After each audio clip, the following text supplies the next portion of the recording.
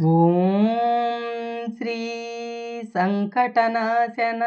गणेशस्तोत्रम्। नारद उवाच प्रणम्य शिरसा देवं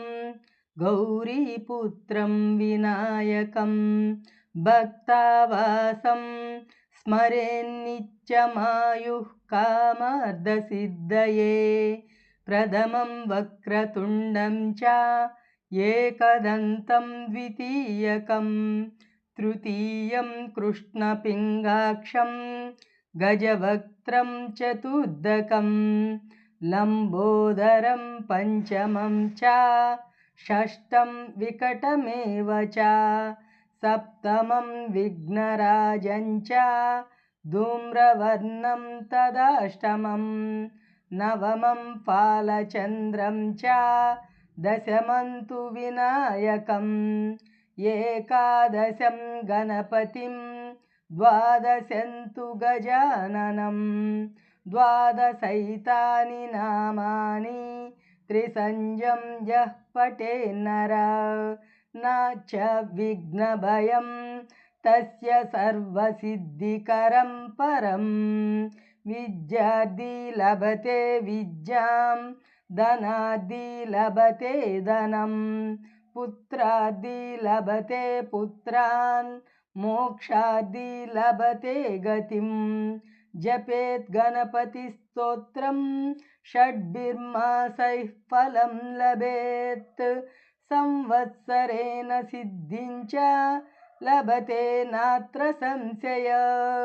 अष्टभ्यो ब्राह्मणेभ्यश्च लिखित्वा यः समर्पयेत्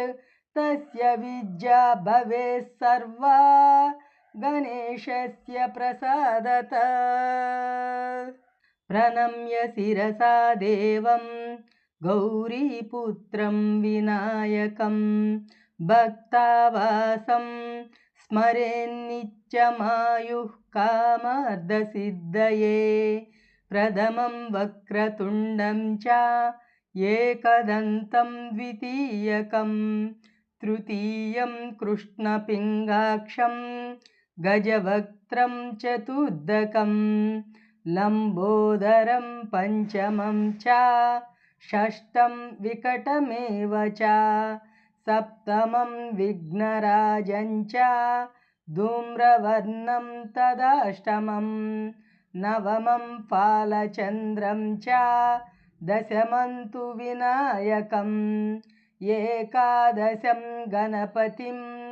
द्वादशं तु गजाननं द्वादशैतानि नामानि त्रिसंज्ञं यः पठेन्नर न च विघ्नभयं तस्य सर्वसिद्धिकरं परं विद्यार्थी लभते विद्यां धनादि लभते धनं पुत्रादि लभते पुत्रान् मोक्षादि लभते गतिं जपेत् गणपतिस्तोत्रं षड्भिर्मासैः फलं लभेत् संवत्सरेण सिद्धिं च लभते नात्र संशय अष्टभ्यो ब्राह्मणेभ्यश्च लिखित्वा यः समर्पयेत् तस्य विद्या भवेत् सर्वा गणेशस्य प्रसादतः